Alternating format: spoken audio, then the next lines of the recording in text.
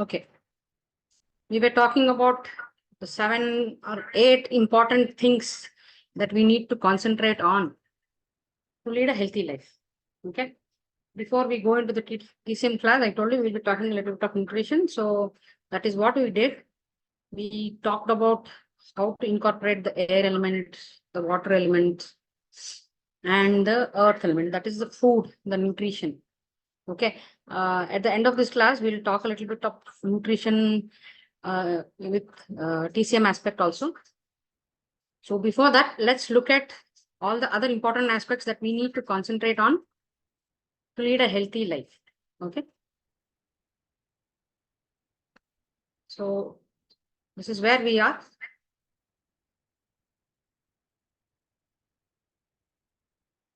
Okay. We're talking about exercise. Okay. After air, water, food, we need to talk about exercise. Exercise is a very important aspect in our life. Ever since man started walking on 2 legs, he has been exercising. By exercise, I do not mean going to the gym or doing some kind of yoga or other thing. Any kind of movement that you can incorporate in your life, this constitutes exercise. Okay. Basically, what I'm trying to tell you is you need to learn to stop living a sedentary life. I'm not telling you need to live an active life. The gist of this topic here is to learn to stop living a sedentary life, because that is the one thing that we are doing without any effort in today's life. Because any kind of work we do, it is incorporating as less amount of movement as possible. Any field in life, okay, other than athletes. Okay, so in olden days or in the days when human beings used to be healthy and non-dependent on drugs and modern medical equipment and treatments for health, the best kind of treatment or doctor was exercise. Okay, starting from early morning, as soon as you get up, the routines that you do in your house. Okay, we were all hunter gatherers, isn't it? We never had ready-made food present in our fridge. Open the sachet and eat. Okay, so we used to be hunter gatherers. So we used to move around a lot, isn't it? So that is one thing we need to bring back. So let's look at what is exercise, what happens when you don't exercise, and what happens when you exercise. Okay, very important aspect of our healthy life. So this is a must have factor in our life if you have to stay healthy. No matter how much fresh air you get, how much amount of fresh water or good water you get, or how amount of good healthy food you eat, unless you incorporate exercise in your life, okay, the requirement for a healthy life is not fulfilled. So exercise is a very important point, which 99% of us are neglecting in today's world. Okay, starting from young kids. Daily physical activity is a must if you have to promote good blood circulation and if you have to eliminate any waste material from the body. Even when we talk about the TCM aspect also, we learn that the wind element is the one that is going to start or initiate any kind of healing in your body. So what does wind element mean? Wind means movement, isn't it? Any kind of movement you can think of, exercise that you can think of, movement internally, externally, okay? Your physical movement, your psychological movement, all these kind of things.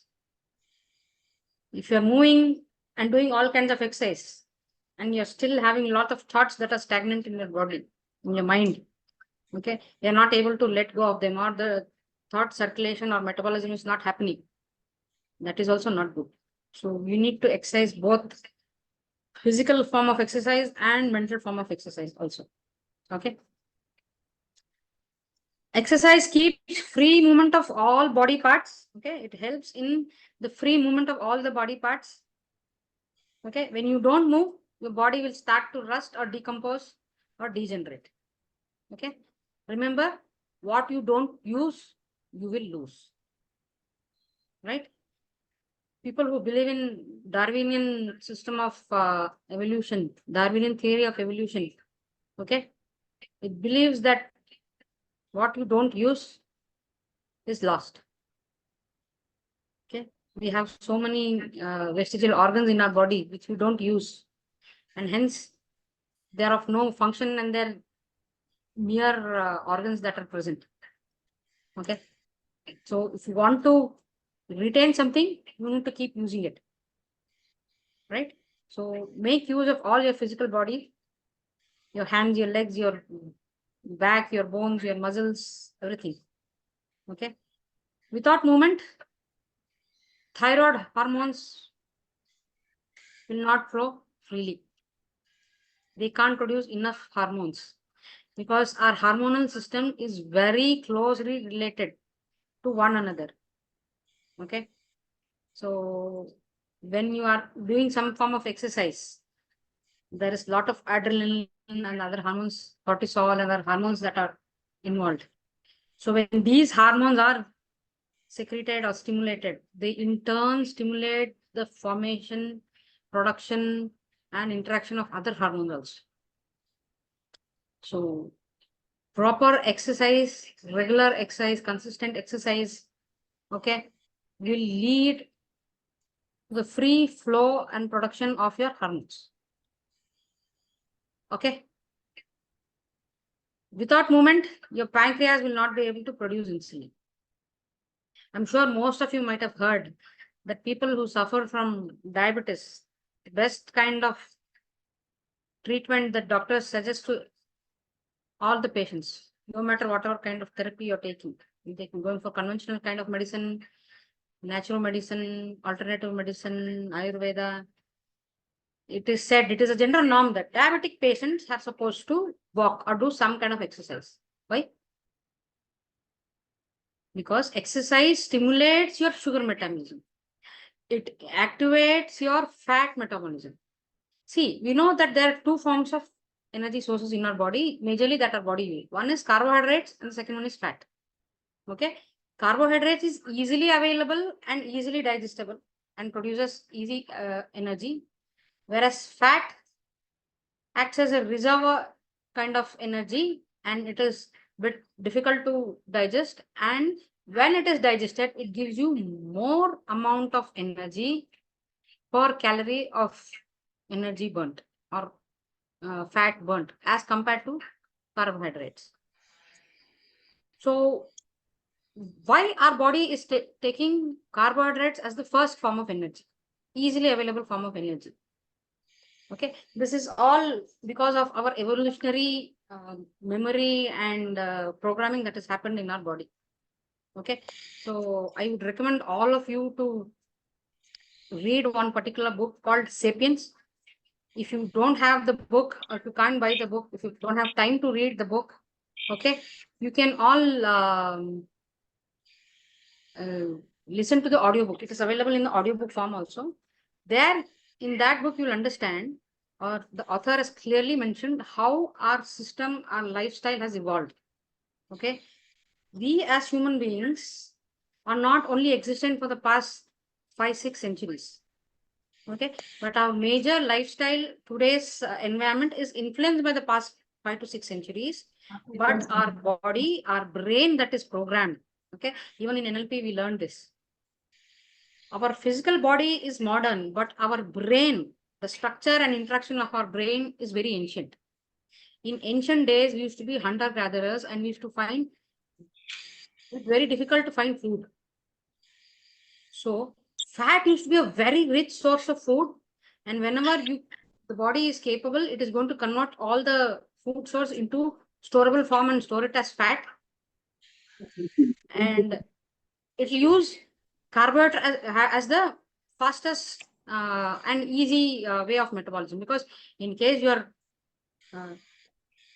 facing any kind of danger, supposing there is a tiger that is coming out of a bush or a dinosaur that is chasing you, okay, you can't wait for your body to metabolize your fat in your muscles and give you the energy. The quick source of energy is carbohydrates.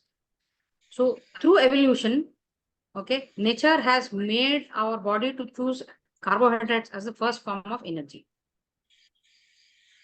Okay, with movement, okay, you will learn to use fat as the first form of energy, or also an important form of energy. Okay, you need to program your body to start believing and thinking, and to remember that fat is also a form of energy for the body, and it can use up fat also. So for this to happen, okay, for your body to be producing more insulin and to reduce the dependence on carbohydrates and sugar, okay, and reduce the amount of sugar in your body, you need to have some kind of movement in your life. Okay, that is what we mean to say here, right?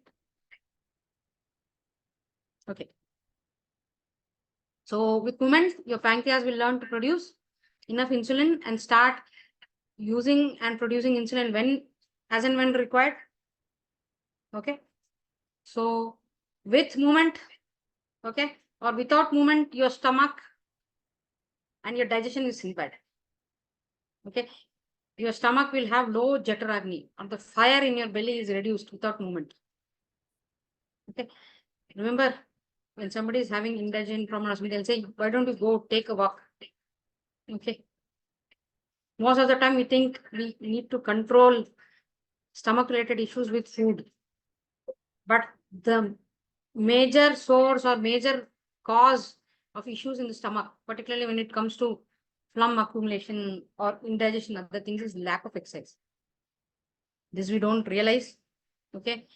Most of the kids nowadays, they turn up with a lot of cold, cough, seasonal flu, frequent allergies and sneezing, cough, cold, respiratory issues, and all these things. Particularly, you will see parents complaining about a lot of phlegm that is accumulated or that is obstructing the airway. There's a lot of phlegm is there, dry cough is there, it is not coming out. Or if cough is there, productive cough is there, and profuse phlegm is there. We need to understand one thing: the source of phlegm is in the stomach, it's in the digestion. Okay.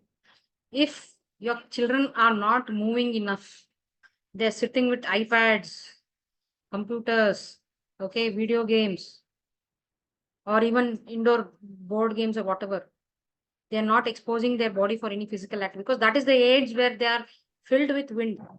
They are supposed to be in that stage. Okay. Childhood is a stage of wind. Okay. And entering into a little bit of heat. So kids have to play in the sun, play in the rain, play in the wind. Without proper movement, all the kids will start having a lot of phlegm accumulation. Okay. You should have seen when we were kids. Just remember how you used to be when you were kids. Okay. As soon as you come from school, your bags, books, shoe, everything is gone. You change your clothes and you immediately run. We used to play in the ponds. We used to play in the lakes. Okay. We used to play with sand. We used to play in the sun. Holidays, we never used to be at home. Our parents literally used to keep coming in search of us to see where we are, whose house we are sitting and playing. Okay. Now you will see kids staying inside. There was this one interesting video which I saw on Instagram the other day, wherein in the Western world, we have this concept of grounding kids. When they do any mistake, the kids are grounded. They say, 1 week, you're not going out. You're not going to your friend's house. Only school, homework, and other things. This parent had grounded his child to stay out of the house. He had locked the child out of the house because he was fed up of the amount of gadget exposure the kid was having. They were not playing. He said, go knock on some neighbor's house, play with some dog, throw some stone. So that is what we need to incorporate in our kids and our life. If you have to keep your children's lungs and stomach healthy, movement and play is the only way. Okay. So movement is a very important aspect. I think someone is unmute. Please mute yourself who are joining newly. So exercise is a very important aspect in life. no matter what form of exercise you do. Okay. How many of us say if you need a glass of water, we call on somebody else to bring us water, isn't it? You're like, and when you tell somebody to do it, they're like, hey, can't you please do it? Just one glass of water we are dependent on others. That is the amount of lack of movement we are making our bodies used to. Okay. We are all becoming a generation of lazy people. Okay, both physically, mentally. Now we have AI to do all our mental work also. We need exercise for our brain also, isn't it? So, what are the forms of exercise you can think of? Running, jogging, walking, okay, yoga, gym, okay, whatever it might be. Okay, somebody is unmute and a lot of disturbance is there. All of you, please mute yourself. I don't know who is unmute. I can. Yeah. Let me just unmute everyone. Okay. So any kind of exercise, even moving around in your house on a day-to-day basis in your daily life. Okay, you want a glass of water, go get it yourself. Throw away your remote. You want to change the channel, get up and change the remote. I know it might look very extreme for or sound very extreme for some people, but these are the small ways in which you can incorporate movement in your life. Okay. You're feeling bored instead of chatting with your friends, organize a cricket match, organize a football match, organize a picnic. Okay, go out, play with them. Okay, have a potluck. If you are a foodie, you like eating, have a potluck. Okay, invite your friends to come over. Do some work. Right? Jyoti ma'am, I think you are unmute. Please mute yourself.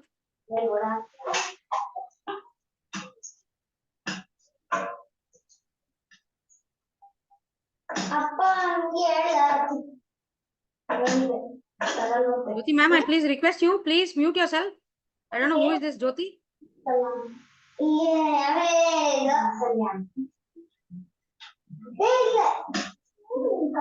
need to remove this person.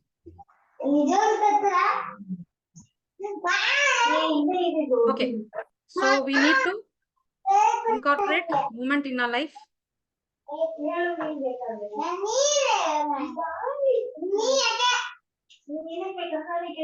Jyoti ma'am, please. I can see you're still unmute. Please mute yourself. If you're in the class unattended, and please leave the class, ma'am. Lot of disturbance to others. Vasanta Kumari.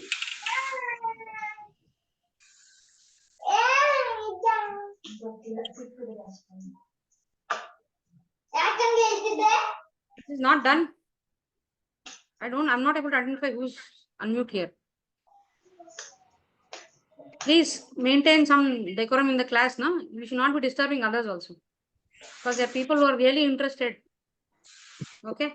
To come to get. Make one more person as a host. Who is this? Make one host. Make one more host. One more person as a co-host so that they can control. Yeah.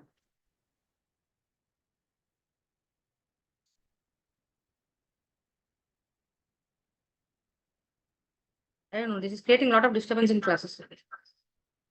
Okay, let's continue. Yeah, if you want to have a better Jataragni or fire in your belly, you need to incorporate all kinds of exercises in your day-to-day life, no matter how small it might be. Okay, please incorporate exercise in your life. And without movement, your heart cannot produce enough blood. We say if you're anemic, if you're blood deficient, you need to look into nutrition for producing enough blood. But most people don't know, with lack of exercise also your blood production is stopped. Because only when you're exercising, you're teaching your bone marrow cells to multiply and produce blood cells. Okay. Still someone is still on mute. Who is this?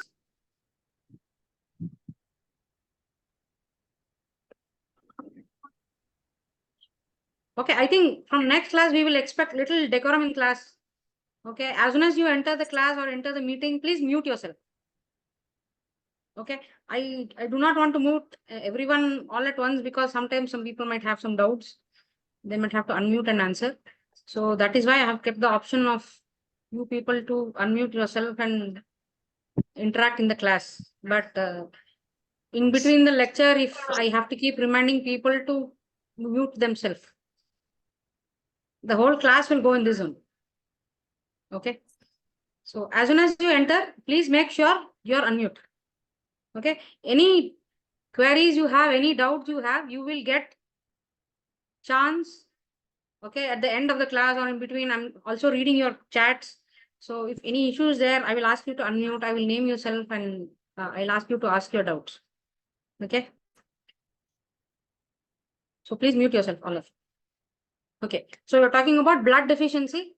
So if your heart has to work properly, if your bone marrow has to work properly, if your blood cells have to generate and regenerate, you need exercise.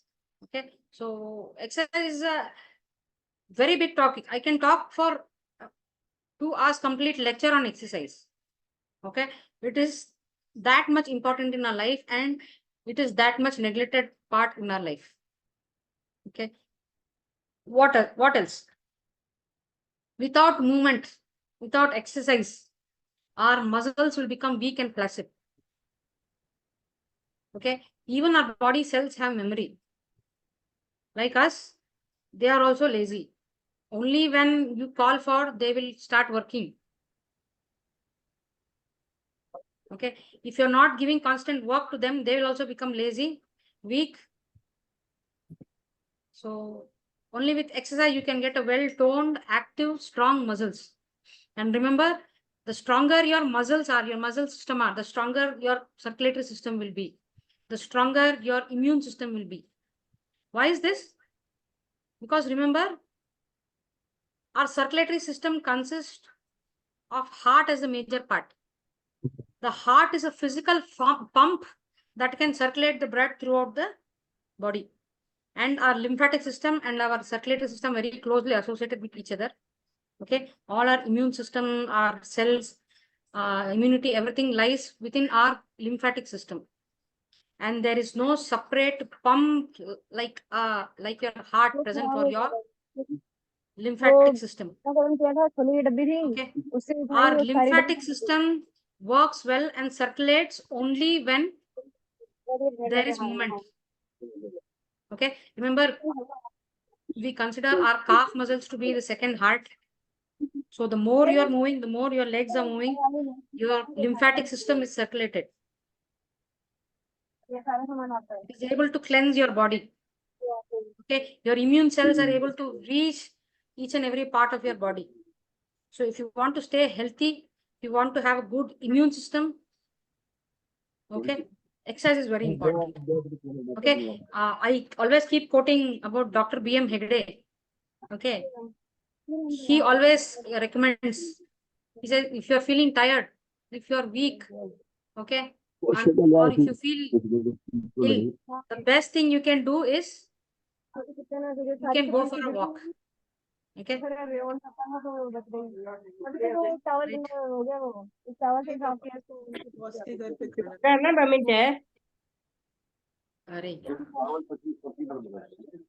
Can anyone identify who is unmuted here? Because I'm very bad with technology. Yeah.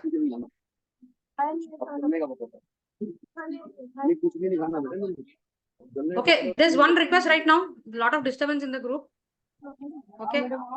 Whoever is unmute, please mute yourself.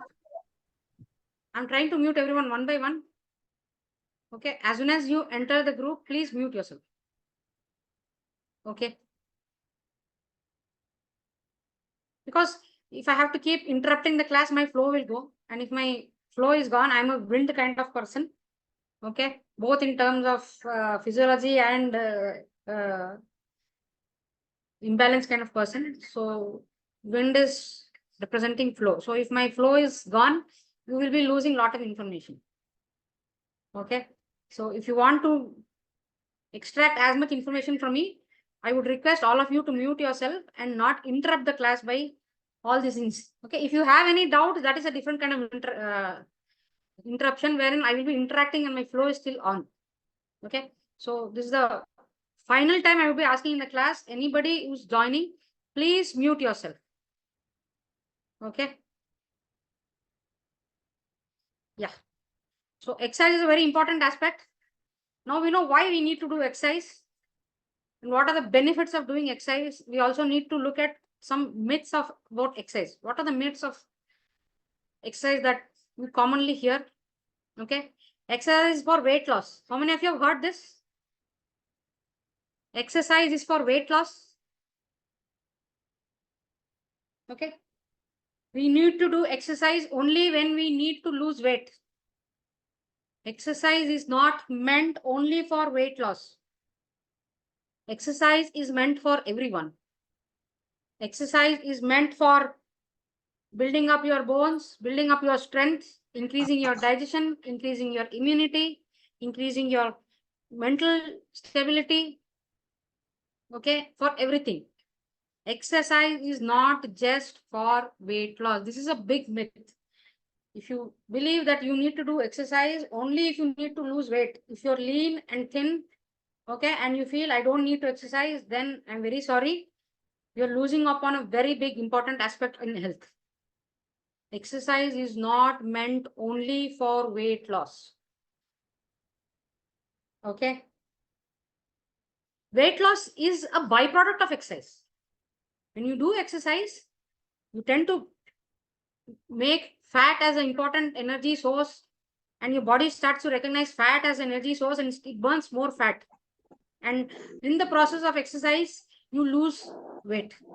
But losing weight cannot happen only with exercise, or exercise cannot be the only reason why, or losing weight cannot be the only reason you're doing exercise. Okay. The second myth is it's okay to spend the entire day sitting. Okay. If you have done 1 hour or 1 or 2 hours of workout, this is what I was talking about a few minutes ago. If you believe that you are doing 1 hour or 45 minutes of exercise in the morning or a little bit yoga in the evening, and you believe you can sit around whole day, people who are software engineers, professionals who work for long hours on the computers, okay, or any other kind of activity they do for long hours sitting, okay, people, please realize it now and today that if you are spending your day with long hours of sitting, that is the worst thing that you can do. Okay, a few days ago, there was another video or some ad I was seeing wherein there was a chair on which they had kept burger, cigarette, pizza, pasta, all sorts of things and said, which is the worst kind of thing. Okay, there are researchers being done in American university. I think I forgot the name of the university. You get the papers. They said sitting is the second smoking. It is worse than smoking. Sitting for long hours, leading a sedentary lifestyle is the worst thing that you can do. Okay, so even if you have done any kind of exercise for 1 hour, 45 minutes, whatever time period, please remember you need to do some kind of movement throughout your day. Okay, you need to exercise to burn calories. This is another myth.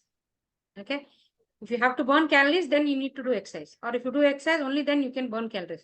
This is the biggest myth. Okay, exercise is a holistic process of health, achieving your peak health or whatever health goals you might have. Okay, so it is not only for burning calories. And if you're exercising and you have your fit band, I think looking at the calories that you're burnt and say you have exercised enough, that is a wrong way of judging your body's exercise meter or how you can exercise. Okay, and another myth is it is important to be perfect in whatever exercise you're doing. Only then you're going to get the full benefit of your exercise. Okay. How many of you are perfectionists here? Please raise your hand. How many of you believe that whatever I do, I need to do perfectly? Okay, please raise your hands, or you can change the chat me. Yes. Okay. Sir, please, sir and ma'am, please remember, when it comes to exercise, any form of exercise, okay, it is not the perfection that matters. It is the consistency that matters.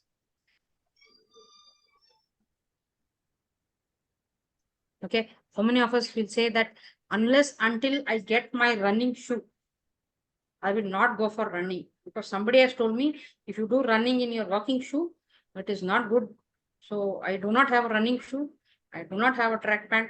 I do not have my yoga clothes. I do not have a yoga mat. So unless until I get a yoga mat, I will not do yoga. I will not do exercise. I do not have a proper teacher. Okay. I attended a yoga session. I am not able to do the asanas properly. So yoga is not for me. I will not do yoga from tomorrow. Remember, exercise is always about consistency. No matter how many mistakes you do, faults you do. Okay. Again, let me make it clear, when it comes to yogasana and other aspects, you need to be little perfect. So certain asanas, when done wrong, can cause more harm.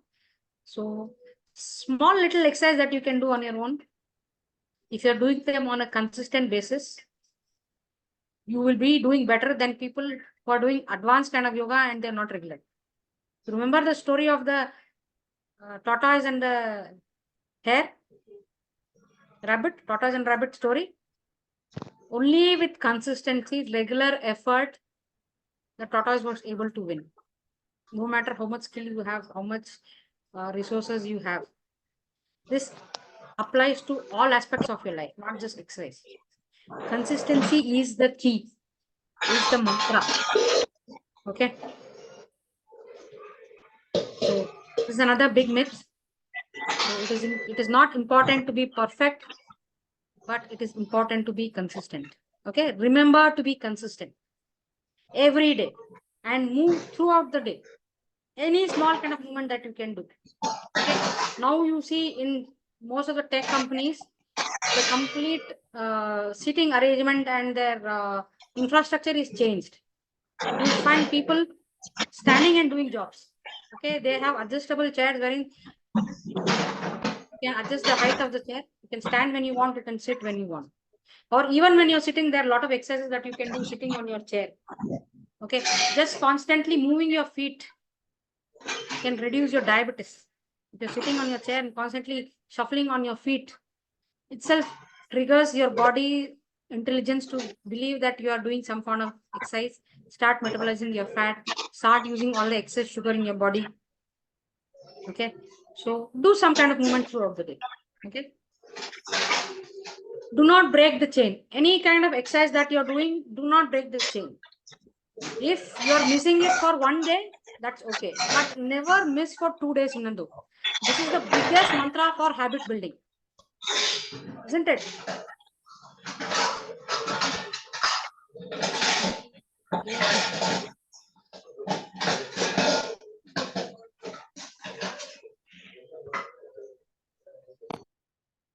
Okay, probably next class I'll have to change the setting wherein everybody is unmute. Isn't it? Particularly, I know most of the women are attending this session from their kitchen. Okay, it is in between the dinner time. Kind reminder again, please mute yourself, all of you. Right? So do not take a break for more than 1 day. Whatever exercise you're doing, whatever new kind of habit that you're trying to build in. Okay, if you're doing a yoga, if you do yoga today, don't miss it tomorrow. If you miss it tomorrow, make sure you're doing it on the 3rd day. At least if you're not doing the whole session, at least put on your yoga clothes or whatever clothes you put, go to the particular place where you're doing the yoga, stretch your mat, Do some pranayama, do some shavasana and get up. Just for 2 minutes also it's enough. Okay. This will trigger your brain to believe that you are putting your body into that habit, no matter how much time. Okay. If you want to build a habit, okay, we will talk about more this in our habit building class or habit mastery class, how to build habits and other things. So your subconscious mind always works on an automatic mode, because all your conscious work that you do in your day-to-day life, it's done with the help of your prefrontal cortex or your frontal brain. Okay. And when you're doing any kind of conscious work, it requires more energy. It demands more energy. And remember, I told you our brain is very ancient and our lifestyle is very modern. In ancient days, energy is a very valuable currency. You hardly used to find anything to eat on a regular basis. So your body, your brain, your mind, your genetics is built in a way wherein it looks at ways to conserve energy. So when you're doing any activity on a repeated mode, day to day, every day, okay, your brain will put it into an automatic mode. And in your subconscious mind, this automatic mode activity is taken care by your amygdala. And your amygdala demands very less energy. And what you train your amygdala, it is very difficult for it to untrain.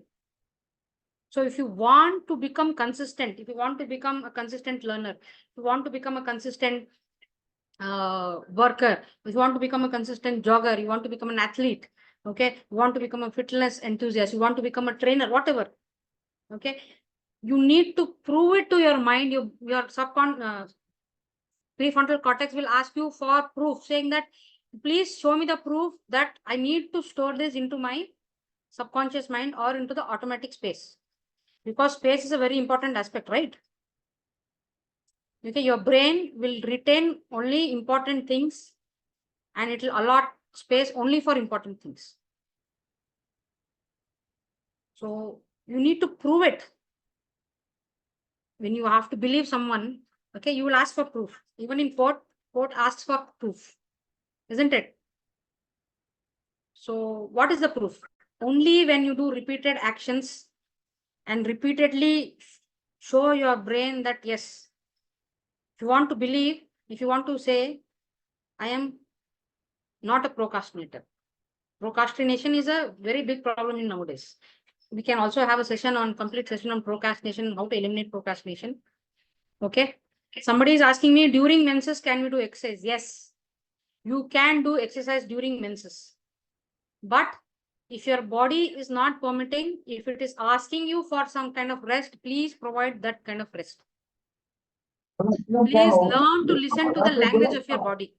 If your body is demanding rest, give it rest. If it is demanding exercise, do exercise. But if you find that during your menstrual cycle time, you're not able to do the excess or intensive kind of exercise that you're doing on a regular day, do some small kind of exercise. Okay. If you are not able to do physical walking, running, and other kind of thing, do some pranayama or do some light yoga, or you can go for a small stroll. Okay. Or you can do some mental kind of exercise. Okay. So yes, you can do exercise during menstrual cycles also. So remember, if you're missing on one day, don't miss the second day, because one day your brain will excuse. Even in a week, we take 1 day off, isn't it? Every week we take 1 day off. So now that ma'am has told, every week we take 1 day off. Every week I'm going to take 1 day off from exercise. Don't do that. In case there are some unavoidable situations, circumstances where you have to miss, make sure you're able to compensate that on that day itself. If not, don't miss it on the next day. Okay, this is how you can train your brain, your mind, okay, your conscious and your subconscious mind to believe that this habit is important for you. Okay. So consistency is the key. Do not miss 2 days in a row. Okay, this is one very easy trick. Okay, if you're not able to go for a walk today, you need not do anything. Just get up, get into your walking clothes, put on your socks, put on your shoe, open the door, go out, open the car or sit on your bike, just switch off the car, come back in. This is going to trick your mind to believe that you are into the exercise mode and you have done today's quota of exercise. Because see, our brain always works on cues. Okay. Supposing you're seeing a very, I know I'm going a little bit into the mind aspect of things, but it is very important. Supposing I put a very juicy ball of rasgulla or jamun or some chats in front of you. Okay, your body will start craving it. But until a few moments before I gave you that visual cue, okay, or the sensory cue, sometimes even smell of things can trigger your memory and start cravings. Just the moment before I gave you that cue, your body was not craving for it. Unless until you have some physical or nutritional requirements wherein people start craving for things. Okay. If you're hungry, you crave for food. That is different. Some people crave for sweets after eating because they have made it a habit for their body. Okay. So that is how your brain works. Every Wednesday and every Friday, 7:30, your body is alert and it says, I need to finish my chores because 8:30, ma'am will be there sharp for class. But on Monday, Tuesday, Thursday, Saturday, Sunday, you will not think about this. Why? Because 7:30 max, you will get the visual cue of the link for the class and reminder is there and your body is accustomed to it to attend the classes for these days. So what you teach your brain, it will learn. It is a very good puppy. It is going to be very easy to train your mind. It's just that we need to train it. We need to know how to train it. Okay, we learn about that also. We will do one, people who are interested, later on I'll organize a habit mastery class where we can learn how to build habits. Okay, what are the intricacies and tricks with which we can build habits. Okay, habit building is nothing but it's kind of addiction. You need to addict your body to that kind of clue or cue. Okay, so that is one thing. So don't break the chain. Try to incorporate all the 5 elements in your exercise routine. This is one thing I've already told earlier also. We'll emphasize on this once again and we'll look how to incorporate these 5 elements in the environment into our exercise routines. Okay, what are the 5 elements we can think of? When we think about fire, we think about sunlight. So whenever you're exercising, try to have a few days or a few moments of exercise in the sun, if possible daily. Okay. How do you incorporate earth element? By having wholesome food, plant-based foods, okay, and also doing some grounding or earthing. Okay, this is a new concept which is arising in the past 5 to 8 years. Okay, but the concept of grounding and earthing has been in our life since ever. Okay, we have forgotten how to stay connected with Mother Earth. Okay, we have all forgotten how the earth feels beneath our feet. We are all used to this marble tiles in our house. Okay, soft insulated cushions in our shoes and our footwear. Okay, we have lost the feeling or sensation of how Mother Earth feels. She is the biggest healer. Okay, you can go to Google group. Okay, you can go to YouTube, find millions and millions of reviews and people are talking about how just the concept of grounding themselves or connecting with the ground, going barefoot, okay, playing in the soil, playing in the water, playing in the stream, okay, rolling around in sand, rolling around on grass, or just going to the park and sitting there with barefoot has caused a lot of health changes in millions of people. So as and when possible, on a daily basis, it is better to stay grounded. Okay. Nowadays, you will find a lot of equipment also, because I told you, no, necessity is a father of creation. So we have learned that is the biggest necessity, and you get earthing mats. How many of you have heard or know about earthing mats?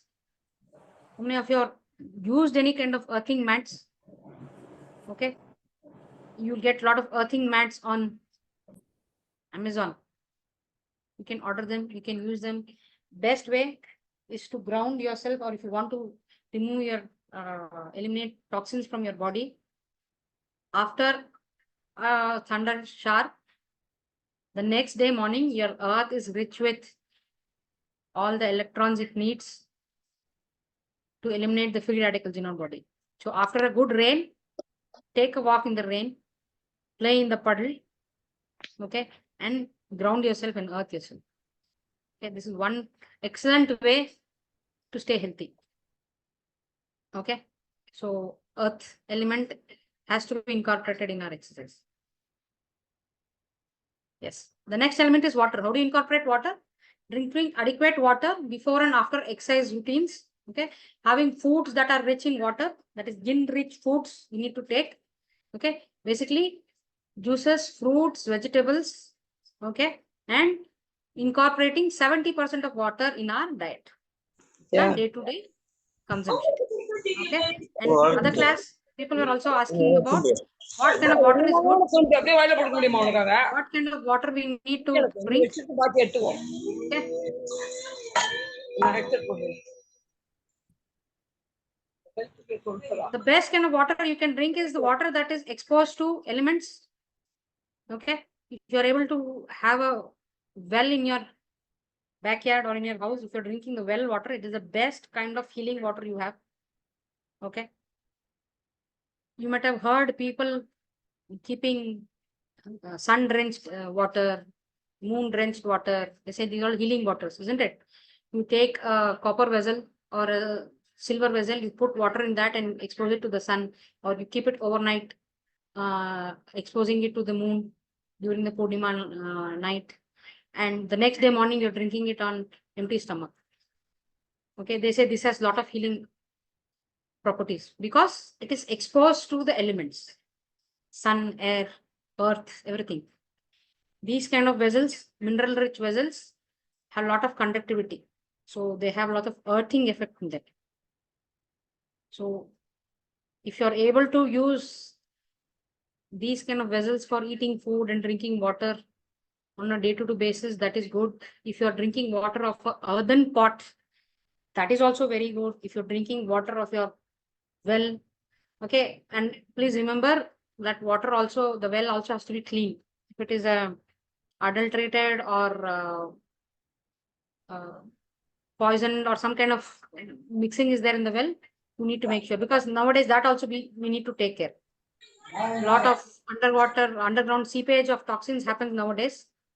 Okay, so that also we need to take care. So drinking water rich in elements or exposed to the elements. Okay, you can drink water which is infused with all your vegetables, fruits, extracts, and other things. Okay, alkaline kind of water. Basically, exposure to the elements will make your water more alkaline. And we know that in an alkaline environment, your cancers do not survive. Disease cannot survive. Okay, your bacteria, virus, fungus, they cannot survive in an alkaline environment. So drinking alkaline rich water is a very good way. Okay, and remember, during and after the process of or any exercise routine that you have, stay hydrated. Okay, may not be immediately, but if you have your yoga instructors or your gym instructors or any physical instructors that are there, they are the best advisors for you to say when your body requires water, and your body itself will tell you. When you feel thirsty, that indicates you need to drink water.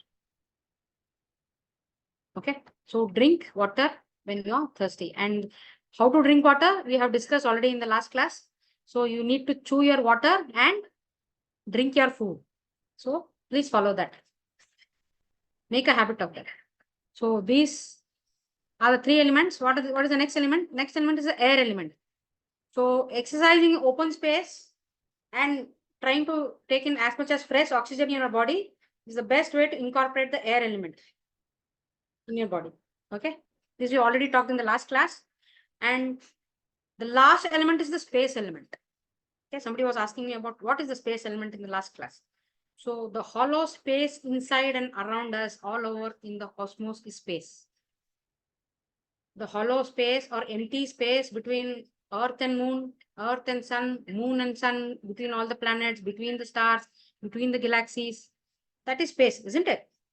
That is what is space. Similarly, we have the same kind of concept within the body. Remember, we are a micro system of the macro system, cosmos and microsystem.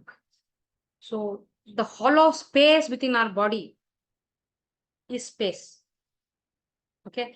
And how do you enhance this space element in our body?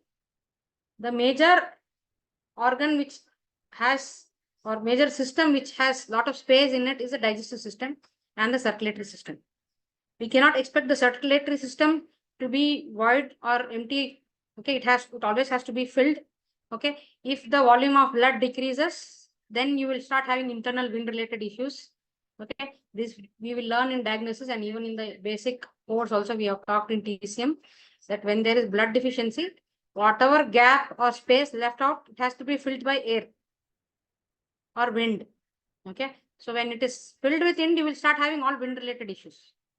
Okay, you will have tremors, you will have paralysis, you will have epilepsy, you will have strokes, okay, uncontrolled movements, mental agitation, all these things you will have. So excluding the circulatory system, what is the other system that is having a lot of hollow space within it? It is the digestive and the excretory system. So the best way to incorporate the space element in our system is by fasting.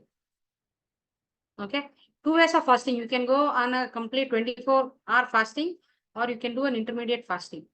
Now, when it comes to intermediate fasting, people have a lot of doubt saying, what is the best way to do intermediate fasting? Okay, the best way to do intermediate fasting is eating your meals according to the sunrise and sunset. You need to have your first meal of the day 2 to 3 hours within or immediately after the sunrise.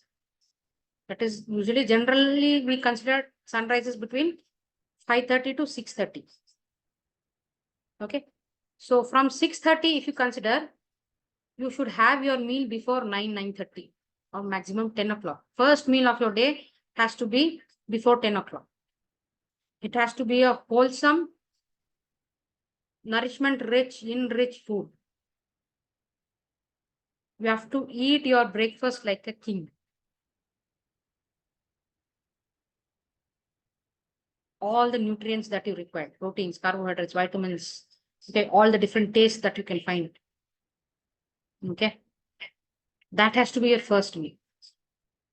And what has to be your last meal? Fasting means there has to be a reasonable gap before each meal. No matter how many times you eat in between.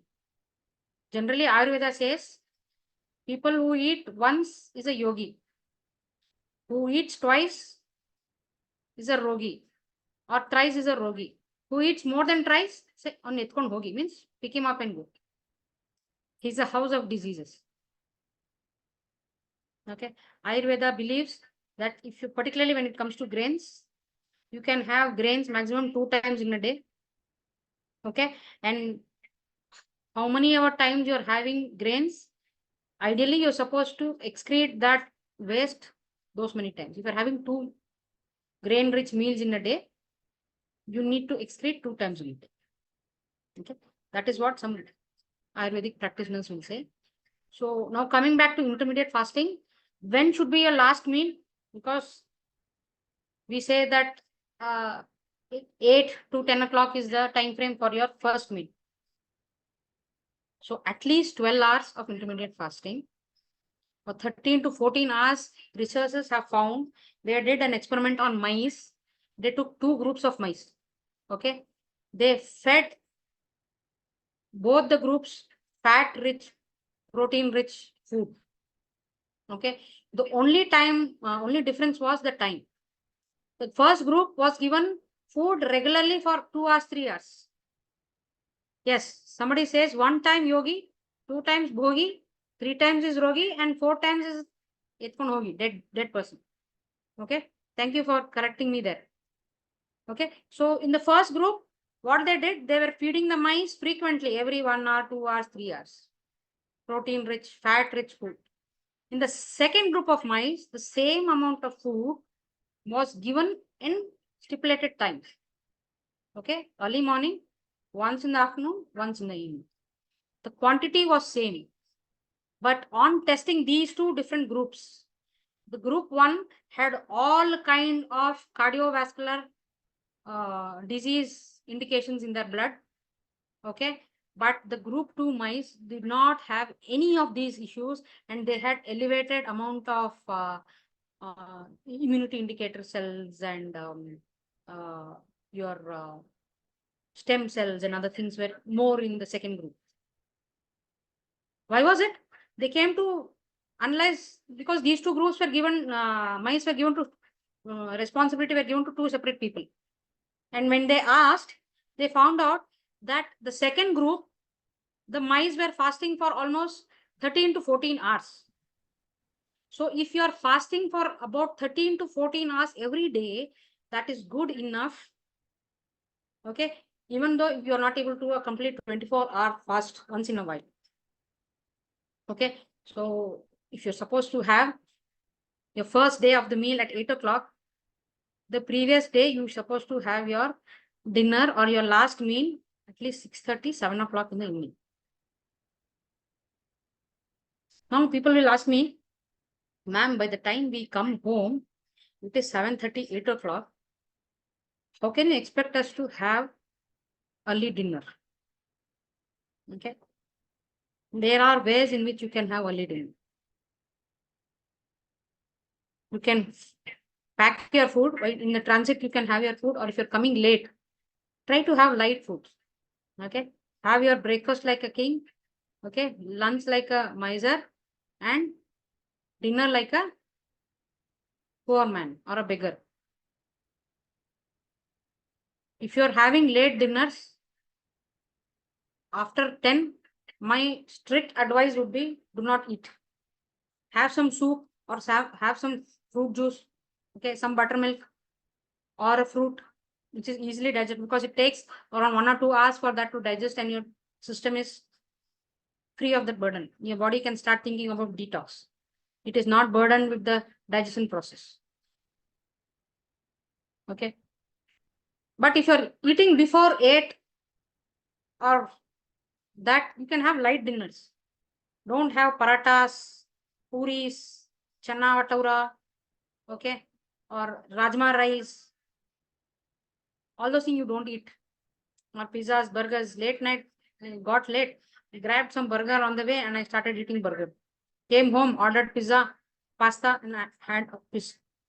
Have some salads, have some soups, okay, have some fruits. These are the best kind of foods that you can incorporate if you're having a late dinner. You can try this. Not today. Today we already reached that time. From tomorrow, before 7, you can have your meal. You can do one thing. People who are having food before 7, you can take a picture of yourself having dinner before 7 in front of a clock and post it in the group. I will also start posting it. This way we can encourage each other to have early dinners. Okay. And we can align our system to the sunrise and sunset. Okay. Try to have healthy, wholesome foods as much as possible instead of the Maggies and instant foods and other things that you eat. Okay. If possible, if it is too late to have dinner, skip your dinner. Have some soups, juices, tender coconut or buttermilk. You're still feeling you had a very hectic, toxic day and you want to eat something, you want to feel full. Okay. Have some porridge. Okay. Have a fruit. or a salad bowl, which is easy to digest. Okay, that is the best way to incorporate. Is it okay to have milk before bedtime? Yes. If you're having milk before bedtime, you can have milk before bedtime. But again, I told you, when it comes to the topic of milk, it is a very sensitive topic. It is a very controversial topic because there are different schools of thought. But people who are already having little kapha nature, they should not be having milk in the night. But if you're having enough digestive power in you, you can have milk. And if you're having milk, if you're drinking turmeric enriched milk, it is even better. You can have milk. And I would say any day milk is far, far better, no matter whatever side effects and other things people talk about. Drinking a glass of milk is far better than having a complete fat rich, excess, difficult to digest food, complete chapati, other kind of foods in the night. Okay, so drink milk. One whole glass of milk you can drink and you can sleep. Okay, it is allowed. Okay, let's move ahead. Okay, I hope you people are all able to get some insights. Okay, I hope that you're getting some new information. It is fruitful and helpful for you. Somebody asked dry fruits. I told you dry fruits, don't have it in the night. Dry fruits are always better soaked and peeled and had in the daytime. Okay, so don't take dry fruits in the night. It is very difficult to digest. I told you they are difficult to digest foods and it can cause gas and other issues. You can have disturbed sleep in the night. So dry fruits preferably don't have it in the night. Okay, if you want, you can have them in the day, or if you feel, if you're having some dry fruit milkshake that or powder that it is ready, you can keep it accessible. You can keep a small packet of it with you. If you're feeling that you're going to get late, mix it with milk on the way somewhere, or you can get milk anywhere, or you can have dry fruits early before coming night. But before sleep, if you're having a late dinner, don't have dry fruits. It is going to make you very difficult to fall asleep. Okay. So that is how you can incorporate the space element in your body and in your exercise. So fasting is also kind of exercise for your body to eliminate your toxins. Okay. We always think exercise means walking, running, jogging, boxing, yoga, karate, all these things. Okay. Cycling. This is also your internal body also needs some exercise. And when I say exercise, exercise is always incorporated and it goes hand in hand with rest. Okay, it is a cycle. It is a peak. So I always talk about Dr. Barbara O'Neill. In her discourses, she says there is an excellent way of exercising. Okay, just 15 or 5 minutes of exercise in a day. Particular procedures she tells me. Okay, she advises her students.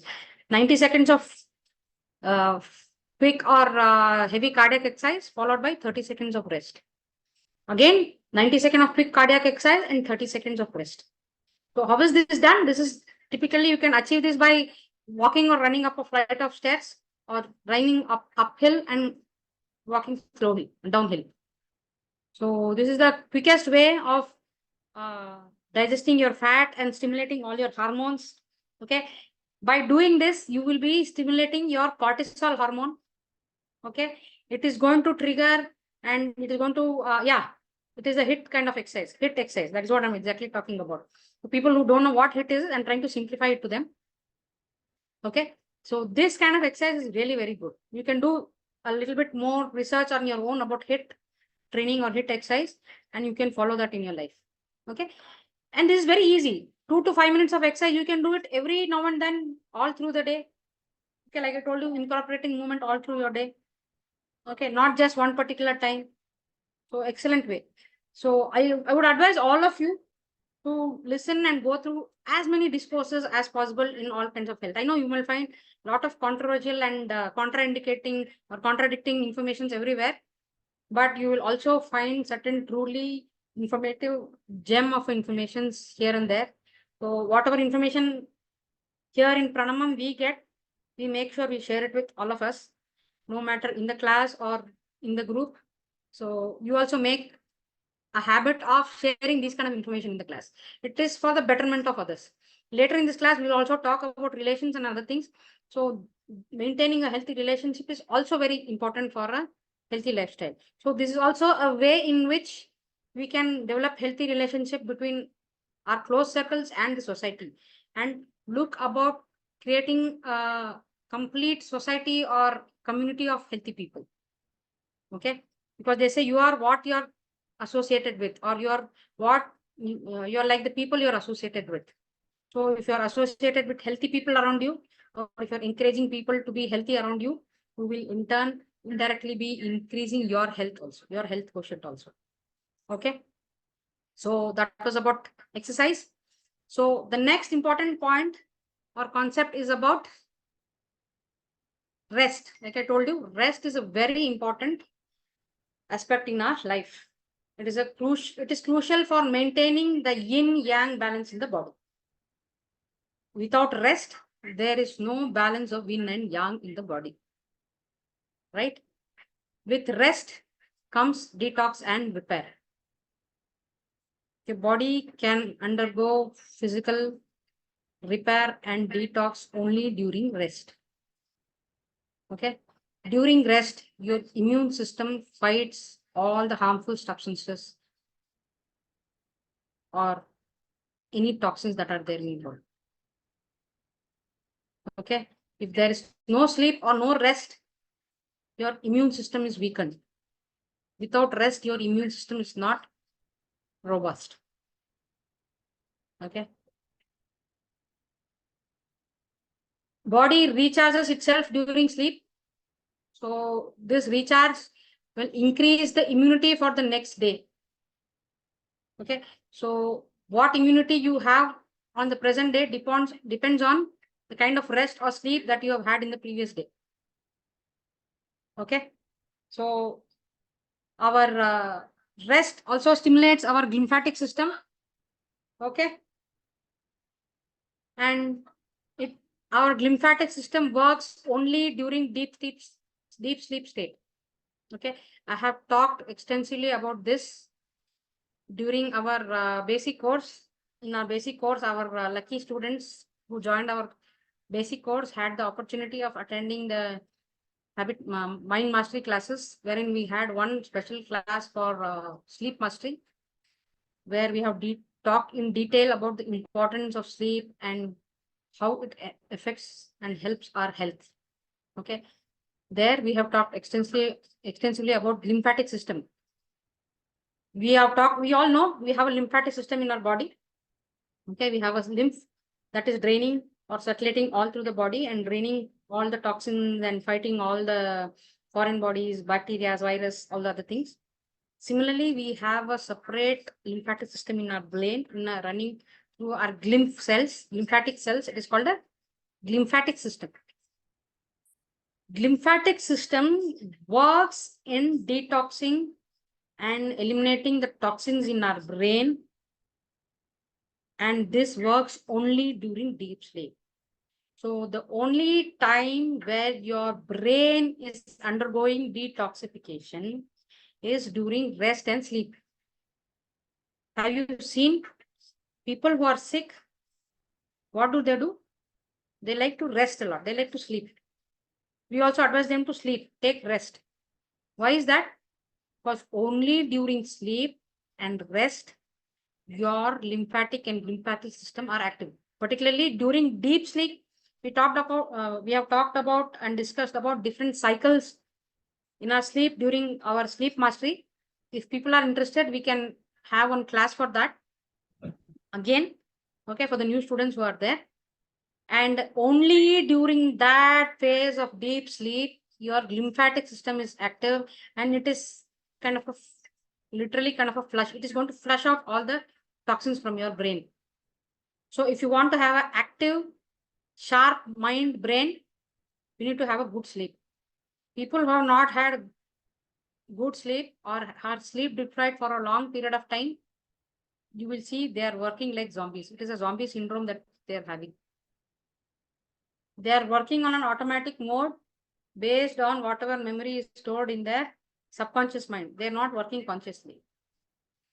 people who are not sleeping or sleep deprived for a long period of time or rest deprived for a long period of time, you will find they are more prone to accidents.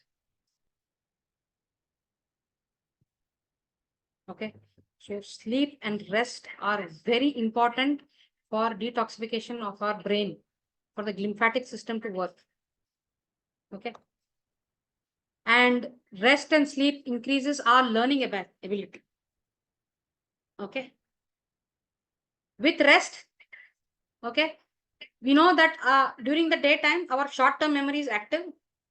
We are involved in a lot of activities throughout the day, and during the day your memory stores it in short-term memory because it needs to have quick access and fast work, because one after other you're doing a lot of activities. So what it does, it stores everything in a temporary file or short-term memory. It says, it's like you have too many things to carry, you dump everything in one bag. You say, after going home, I will segregate it.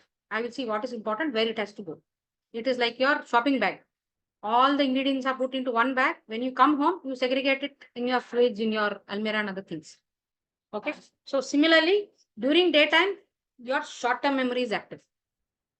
And during night time is when your long-term memory segregation and storage happens.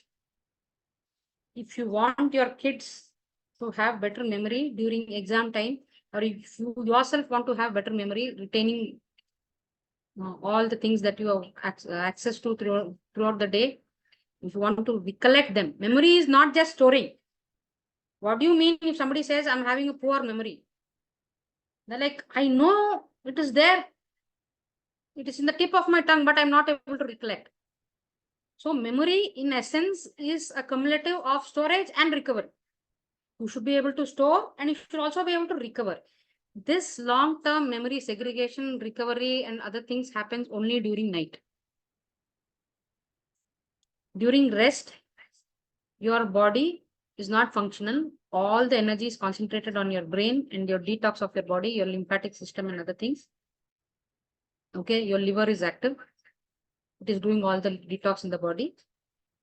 That is when your memory is stored from your short-term memory into long-term. So people and young students and kids who study, if you're studying all through the night, you will still find that people complaining, parents generally complain, my son studies whole night. He puts a lot of effort, but still is not getting good marks. Why? Because he's not getting enough sleep. Ask him to study, him or her to study throughout the day and have good 8 to 9 hours of sleep in the night. They will be able to recollect and retain faster. They will be able to understand faster. So now please tell me in the chat, what is the best time to study? What is the best time to study?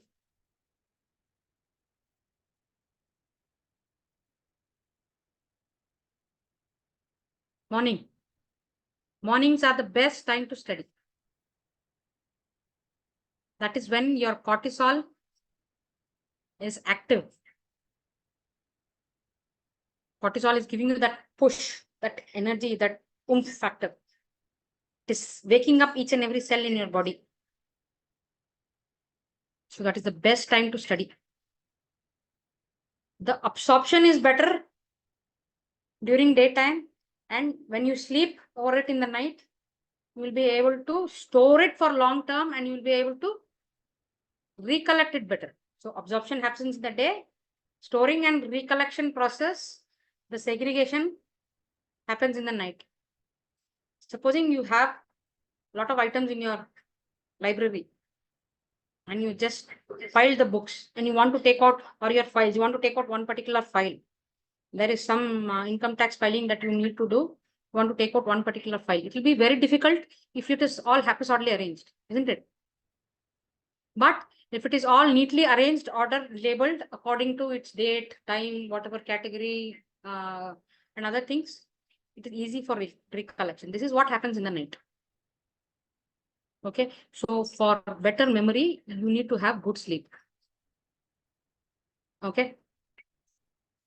Next, if you have to look youthful and anti-aging properties, you need to have good sleep. Okay. Without sleep, you will look older, you will have a lot of fine lines, wrinkles, dark circles, and dull skin. Okay.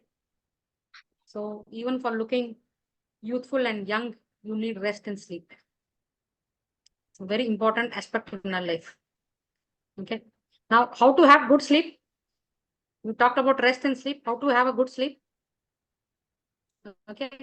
Early dinner, minimum 3 hours before sleep is the best thing that you can do to have a good night's sleep.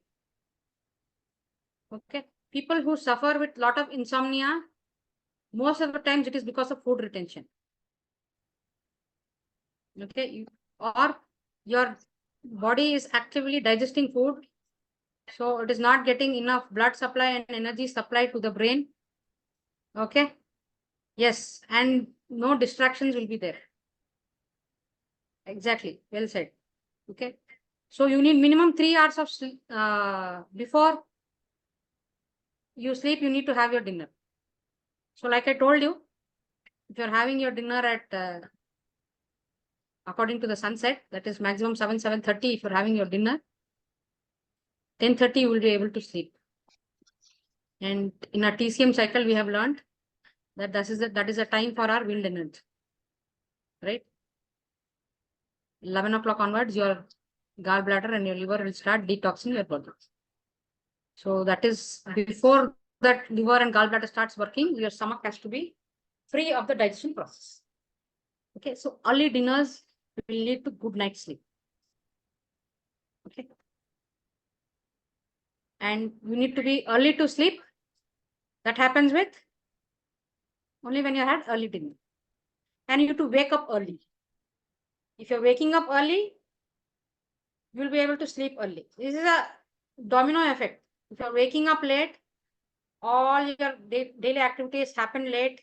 So you end up sleeping late, and again you're ending up waking up late. So we already talked about the importance of the Brahma Muhurat. That is the time when you have a lot of energy, chi, very easily, readily accessible. It is the most calm, most quiet time, most peaceful time. Okay. You can do a lot of absorption of energy, chi, prana, whatever you think about, or whatever you can say it is. Okay. So wake up early. What is the time to wake up? Depends on what time you sleep. Okay. In the sleep mastery class, we have learned how to calculate our sleep and sleep hours. So it is said that minimum 7 to 8 of sleep hours of sleep you need. So if you have to wake up at 3:30, you know when you have to sleep. And if you know when you have to sleep, you will know when you have to have your last meal. So they are very closely connected to each other, isn't it?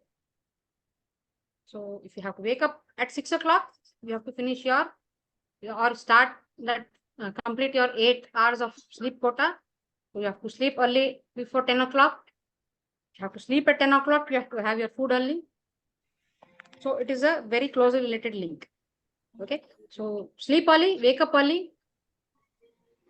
If you have to get a good night's sleep, you have to move and remain active all through the day.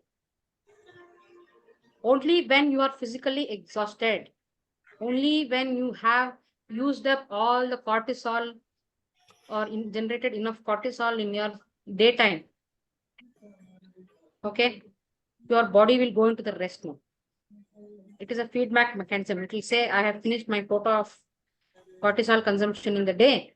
I have done this much amount of activity. I need to rest, no matter what.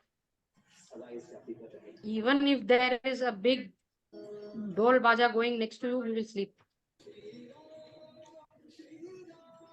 I think most of you would have experienced this if you're on a long holiday, or if you're on a road trip, or if you're done some extensive tiring work all through day. Even when you're talking to some people, you're dozing off. So that is the miracle and importance of activity and exercise. So remain active and do more work during the day so that you can get good sleep during the night. This is one of the major reasons for insomnia in present day life. We're all leading a very sedentary kind of life, particularly in old people. Okay, post retirement. Okay, post retirement for men, women, and particularly women after the kids are married. If you're living in a joint family, you're not doing much of work, either because of health issues or because of not doing work, you're getting healthy. So for these people, I would advise, please incorporate any small to small amount of daily activities in your life. Go to the park. Go to the park and sit, but at least walk till the park. Make it a habit of going to the park. 10 days you go and sit in the park. 11th day you will feel like going and looking around the park one round. Another 10 days you will go one round. Slowly, slowly you will start doing 2 rounds. Then you will meet with new friends. You will start having plans. You will start moving around a lot. Okay. So every small step is very important. Okay. At this stage, when I'm saying every small step, I would like to recommend another very important, excellent book that I have read.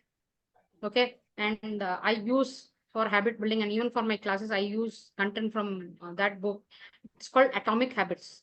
Excellent book. Okay. So you can buy that book or you can get audiobooks also. Atomic Habits. Excellent book for habit building. Just small, minute steps, atomic habits.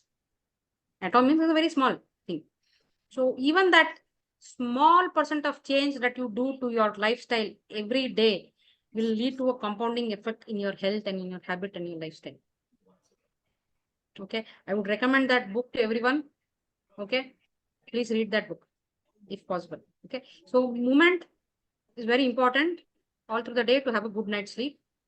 Low or no kind of mind stimulating activity 1 hour before sleep. It is advisable to not have any mind stimulating kind of activity during sleep. You will find students who are studying a lot before sleep, or if you've done some mind stimulating excess kind of thinking kind of work or other things, you will not be able to sleep. What are the things that you can think about when I say high stimulating activities? Watching mobile, Instagram, your late night serials, okay, binge watching your TV series, okay, Netflix, okay, YouTube. They are all made for addiction, isn't it? They are. You start swiping one, you will never know when 2 hours have passed. So make a habit 1 hour before you sleep. That is, ideally you're supposed to go to bed by 10:30. So by 9:30, you should stop all these activities.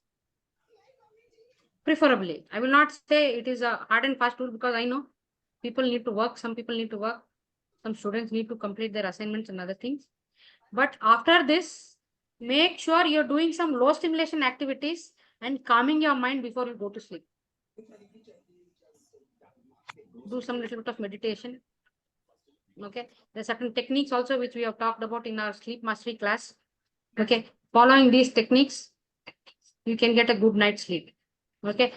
My students and my patients have given excellent reviews and lot of benefit in sleep related issues.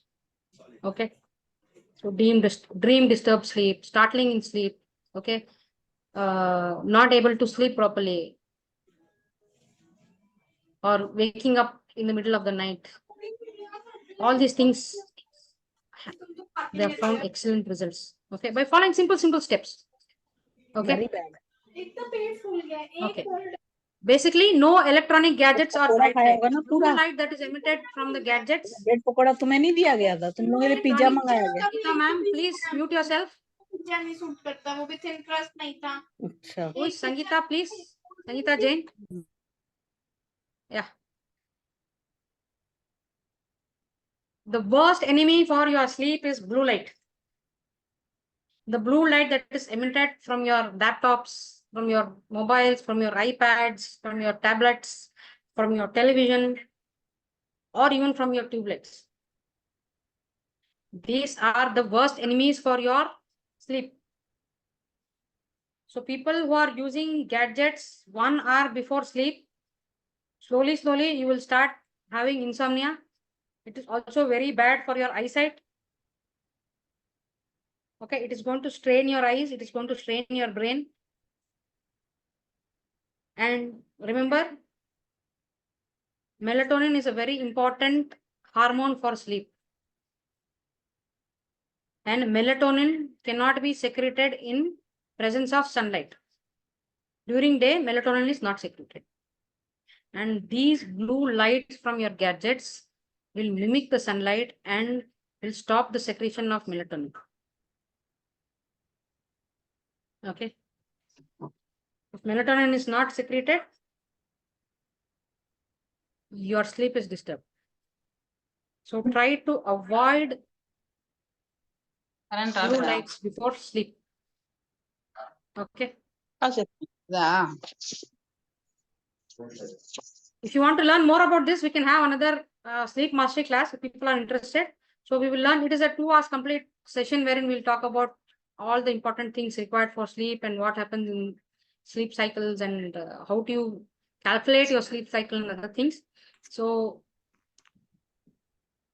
on a whole, saying sleep and rest is a very important aspect for health. Okay. So the other important thing is your thoughts. The most important thing that we are neglecting, another important thing that we are neglecting in today's world is our thoughts. Okay. Thoughts of all kinds. Thoughts basically are nothing but vibrations. It is not a physical form. Thoughts are always in the form of vibration, and we know, and it is a very known fact that vibrations have energy. Established facts in physics is that vibrations have energy. So in turn, it says your thoughts also have energy.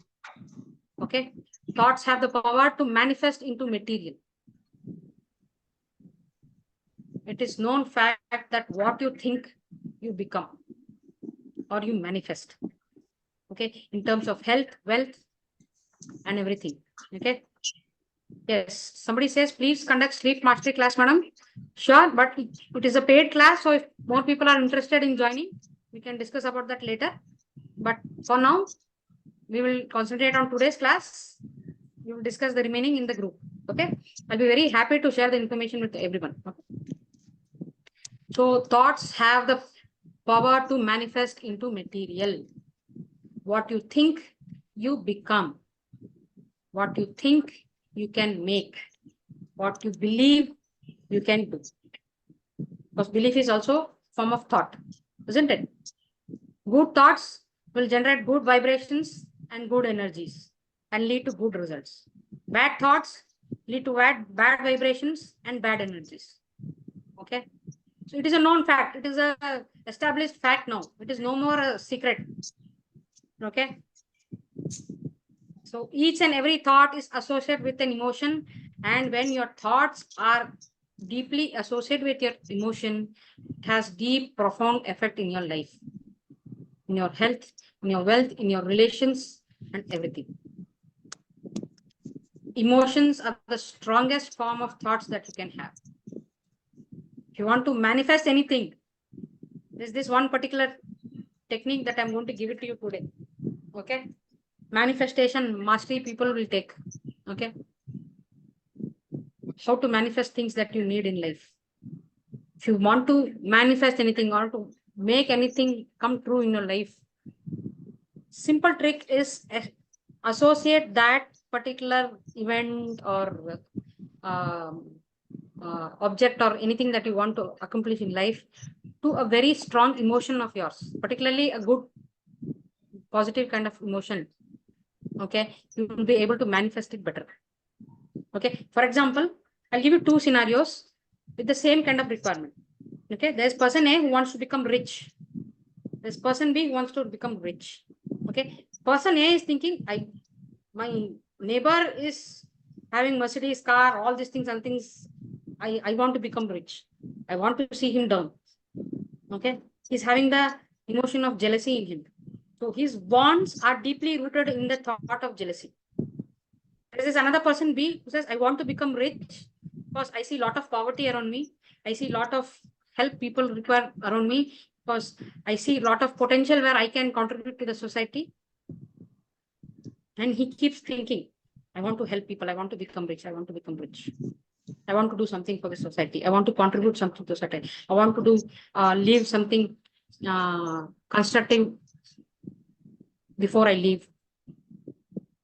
So what happens? This person will look at means of receiving or reaching that goal through the negative routes, through bad habits, through malpractices.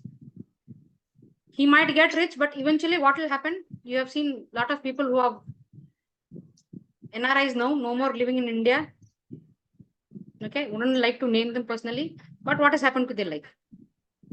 And there are people like the Tatas who have amassed wealth on the sole interest of contributing something constructive to the society. In this frame of mind, you will start thinking of ways of doing something constructive, something that is long lasting, something that is solid. And the universe will reciprocate and it will give you opportunities in that way. Or when I say the universe will give you opportunities, opportunities are present everywhere. All kind of opportunities are present for everyone. Only thing is, when you're in that right kind of frame of mind, you are able to catch those opportunities. Your mind has become more aware towards the presence of those kind of opportunities. And then you'll build your life on top of that. Okay. So this is a difference, same scenario, but different emotions. So if you want to achieve something, you want to become close to someone, you want to impress someone. Okay. What is the best way to think? What is the best way to reach that? Is to make yourself worthy, make yourself strong, potentially capable enough, so that there is no reason for that other person to reject you. When you're going for a job interview, when you're going and meeting some investors or whatever things, just plain positive wishful thinking will not work. That is a mistake people are doing. Okay. Start investing your wants and your likes to emotions. Connect them to emotions.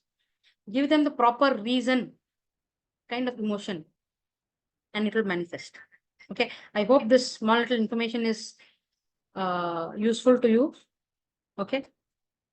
So thoughts, when associated with emotions are very profound. Okay. Emotions affect our organs. We know this. Even in TCM, we learned that each organ, each element is associated with an emotion. Okay.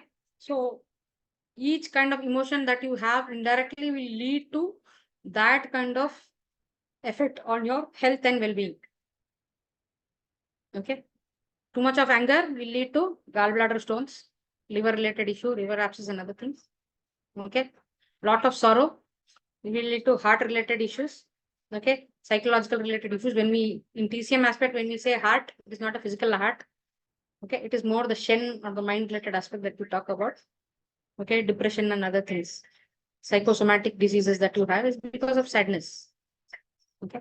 The joy for heart, the emotion for heart is joy.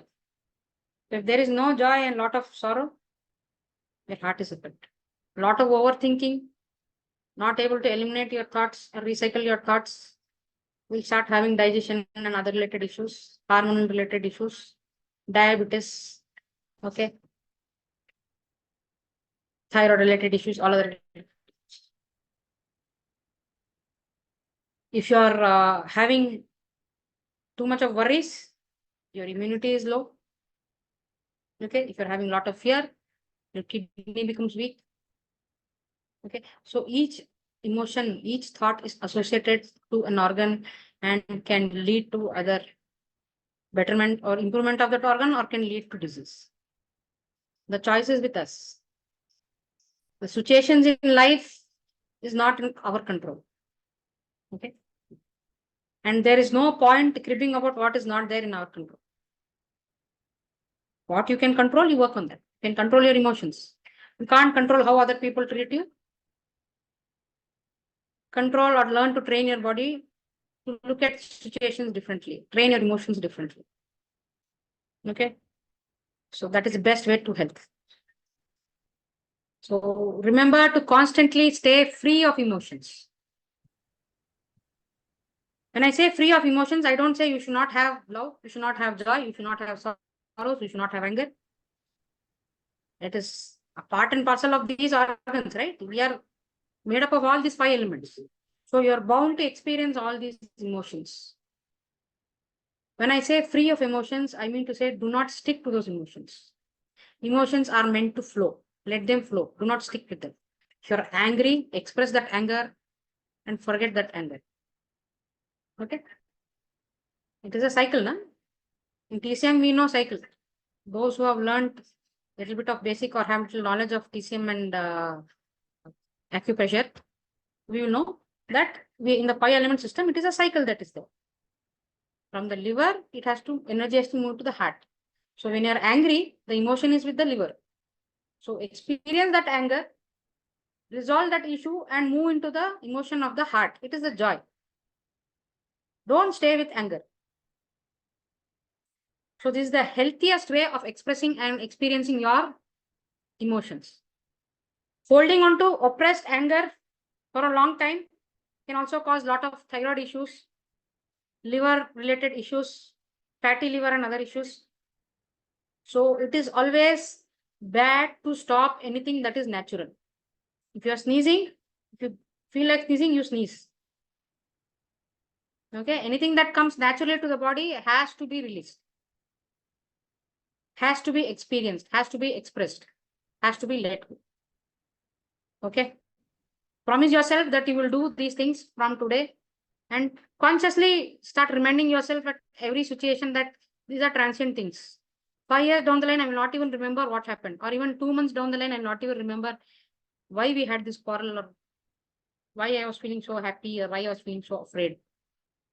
Okay, as a kid, you were feeling afraid even to go to the restroom in the night, but now you will feel how foolish I was. It is life is just that. So experience your emotions at that time and don't stick to those emotions. It's the best way to stay healthy. Okay. Major important thing that we all neglect in our life is our relations, both personal, romantic, and professional. Lot of unresolved relationships that are there in our life, even without our knowledge, it is taking a heavy toll on our health. Okay. Remember, or you can give this kind of analogy. Your body is like a car or a machine. Okay. And your relationships are like the battery. Okay. Your life force is like the battery. Supposing you come out of your car, you forgot to switch off the AC, or nowadays you have everything automatic, but in olden days, you need to manually switch off your light, your AC, all those things. In case you've forgotten to switch off the light or headlight, it is going to have a heavy toll on your battery. In the morning, your car will not start or your bike will not start. This is what happens with our relationships. Any unresolved emotions or relationships that you have with your peers, your family, your friend, your spouse, your seniors in college, in your office, any kind of relation, okay, they will start draining you of your life force. Okay, I have seen so many patients who come to me, okay, with issues wherein all kinds of diagnosis is done, all kind of suitable treatments are done, and still their issue is not solved. Even close friends and practitioner friends of mine, okay, they themselves know all kinds of treatments and everything, but they're not able to cure themselves. Some other issue is there because they are facing some other psychological, emotional imbalances in their life. When these emotional imbalances are set right, their diseases or issues will set right automatically.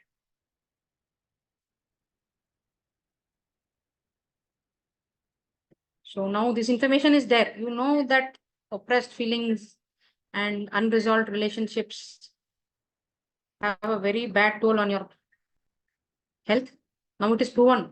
Scientific data is there that there is the concept of the term of broken heart is not just a metaphor. And it's not just a saying.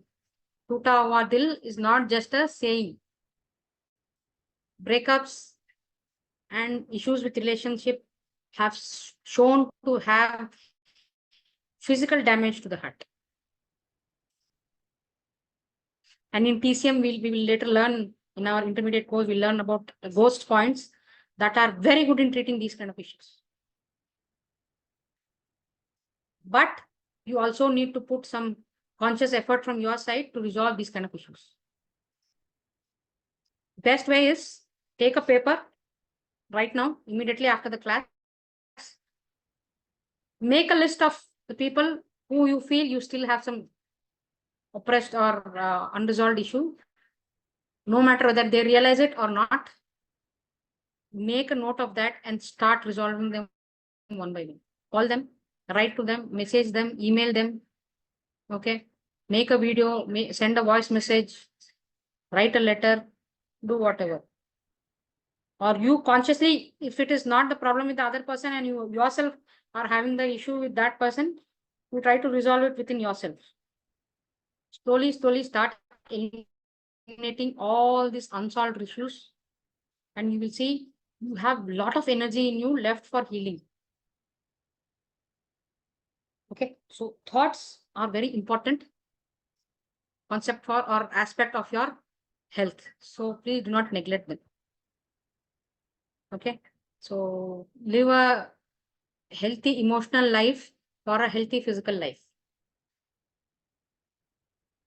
Live a healthy emotional life for a healthy physical life. Okay, in NLP, there are a lot of techniques to eliminate certain bad family feelings and memories that you have. Okay, people who are interested in joining those classes, I will also teach you techniques of wherein you can clear your mind of the bad feelings and emotions and experience that you had in your past life. Throughout your some childhood trauma you have, some other issues you have with others. Okay, you yourself can train your mind, clear them of those emotions. Okay, those techniques also I will teach you. Only for interested people, huh? Okay, so these are the important aspects to how to remain healthy. I think it's already 9:48.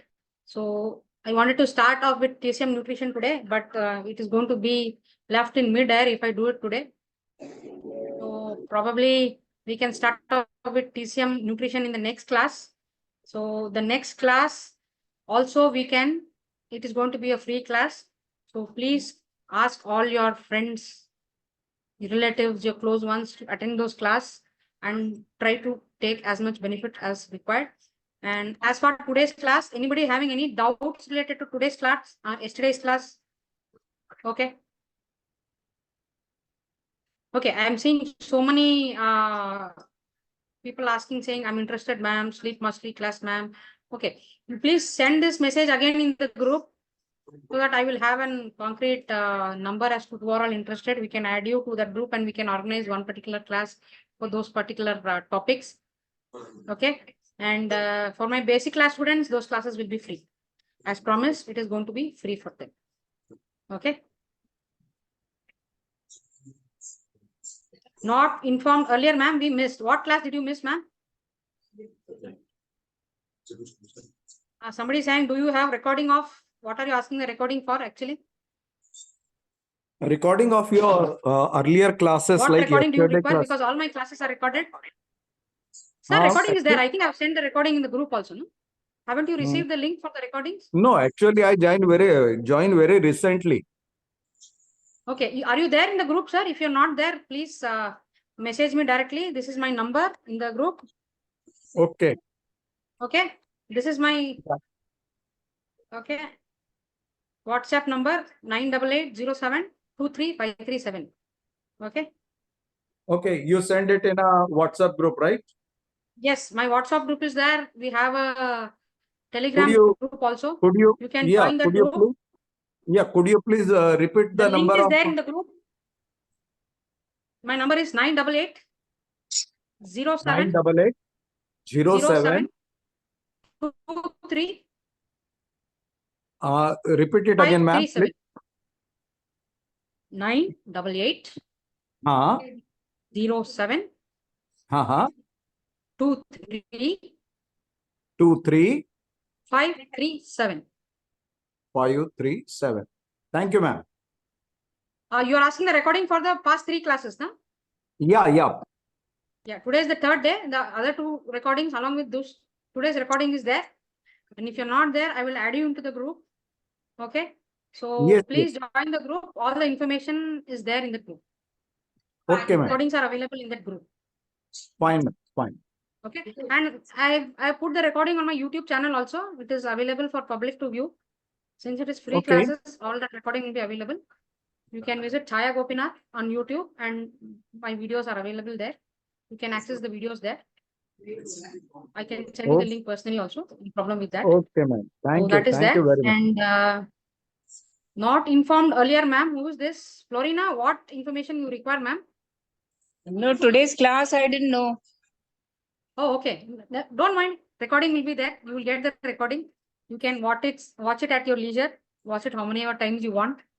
Okay. And my basic class students will receive the PPT and recording for this. The first batch students who had taken the offer. So they will also get this, but others will not be getting the presentation and notes. So make sure you go through the presentations and videos and make notes of your own. I would prefer people making notes of their own because, like I always tell my students, when you write, you create that muscle memory and it is easier for your brain to shift it to your subconscious mind and your long-term memory. Okay. I don't know how many of you know Kannada here. In Kannada, there is a saying, ಬರೆಯದೇ ಓದುವವನ ಬರೆಗಾಲ ನಡೆಯುವವನ ಕರೆಯದೇ ಬರೆಯುವವನ ಕರೆದು ಕೆರದಲ್ಲಿ ಹೊಡೆಯ ಸರ್ವನ. That means person who studies without writing, okay, person who comes uninvited to your house, and a person who walks barefoot has to be punished, or he will be punished, to say in a sense. So make your own notes. Don't rely on printed notes or PDFs and other things. Even if I'm giving you notes, make sure you're writing your own notes. I always ask my basic course students to upload the notes that they have written in the group, which most of them don't do, but I'm sure they're all making notes. Okay. Because now and then I'm asking them questions. Only when they are making notes, they will be able to recollect where, what concept I've written and reply in the group. Okay. This is how I test my students. Okay. This is in Pranavam Acu Care. It is not going to be a direct one-way discourse. It is always going to be an interactive session. In the group, I'm going to keep asking questions. I'll give them live scenarios. I'll give them case studies, and I will expect answers from them. Sometimes certain issues I will ask them to treat, and I will use those protocols for my patients, and I will give them feedback saying whether what worked, what did not work. In case they are doing any mistake in analyzing and diagnosis, I will teach them how to diagnose. So this is how it works in Pranavam Acu Care. It is no ordinary any other group wherein you pay me, I give you all the information, and you get the recording for a limited amount of time, and it is done. It is a lifetime commitment we have with each other. I commit to give my best to you. I commit to give information about whatever I learned to you, and you commit to do the same. Any new information you have, any new knowledge you have, you are free to share in the group. People who have some new knowledge that they want to teach others, this platform is open. They can come and teach others in the group. Okay. Pranavam Acu Care is not meant for me to teach and others to learn. It is meant for everybody to learn, no matter who is teaching. That is why I do not call myself a teacher or a coach. I am a co-student. I'm an advisor. I'm a learner. Okay. And these are all not just marketing talks that I'm doing. I follow it, and it is a principle of my life. And without this, it is like my breath. This is how I am. Like how I breathe, this is how I interact in the group. This is how I expect to be. This is how I expect Pranavam Acu Care Academy to move ahead. Okay. I did not start these classes to make money or to amass more knowledge, more students. Okay. Even in one batch, if I'm having one dedicated student, I will still come up. I will make sure I am online and I'm teaching. I'm sharing. Okay. So this is what is Pranavam Acu Care. For those who people who are new to me and don't know, this is how it is going to be in the group. In case you decide to join the regular classes after these free courses. Okay. I promise you to give my best, no matter what situation comes. Here and there, like yesterday's class, last class, some family issue I had to postpone. But no matter what, my classes were supposed to end in 6 months, 8 months course, but my basic course itself has taken 4 to 5 months. I'm ready to negotiate. I extended the class because I had morally committed to give all the information. My motto is I have learned certain things in the past 8 to 10 years. I want to share it with others. I want to live it back in the world. I don't want to take it with me when I leave. I want to give you people a base and you people can build on that. Okay. No matter it takes me 2 years to complete this course, even with one student, I will teach everything in 2 years. I don't say I know everything, but whatever I know, I will make sure I spend time and I'll teach you. I know some people will think that अरे बहुत बकवास हो गया, topic पे आ जाओ, topic बताओ, tell me the details. No, this group is filled with all kind of people. And in NLP, we have learned that we have something called as PIP, installed personalities. Okay, so each person is different from one. Some person wants information in detail. Some person wants information in gist. Some person wants explanation. Some person just wants the protocol. Some people want just their issue to be solved. Some people really want to learn and help others. We have all kind of people. So I'm here for all of them. So I will be doing everything in detail. We will go at a slow pace. I don't mind. Okay, if I get 4 students and I'm spending the entire year, I don't mind. I'm having even one dedicated student who's willing to learn. I will spend my energy for that person. It is worth my time, no matter how much time I take. And these are not just words. This is what I live for, and this is what I do. I started this classes or this Acu Academy because my students and my patients started asking me to do it. They wanted to learn from me. Because people forced me into this, I have come. No matter when I've come into this, I have committed myself to this mission and this goal, and I will do it. Even if I get 0 students for this term, no problem. I will still keep creating syllabus, still keep creating topics and still keep posting it. Interested people, even one person I will teach. Okay, so this is how it is going to be in the group. So if some people are feeling hurt, I'm very sorry. And I'm here for everyone, not for one person. So everybody has to learn that art of tolerance. And some discipline I expect in the group. Like today, a lot of disturbance was there. Okay, just small thing you do. Minute atomic thing, just go there, click mute. Because everyone is here. We are not here just for ourselves. No? If it is a one-on-one session, today, if I come to your house or you come to my clinic, and when you are telling me your issues, if I'm not listening to you, and I'm saying, okay, you keep talking, I will keep doing other things. How you will feel? This is the same thing other people are saying. I'm not talking about myself because I'm used to certain things.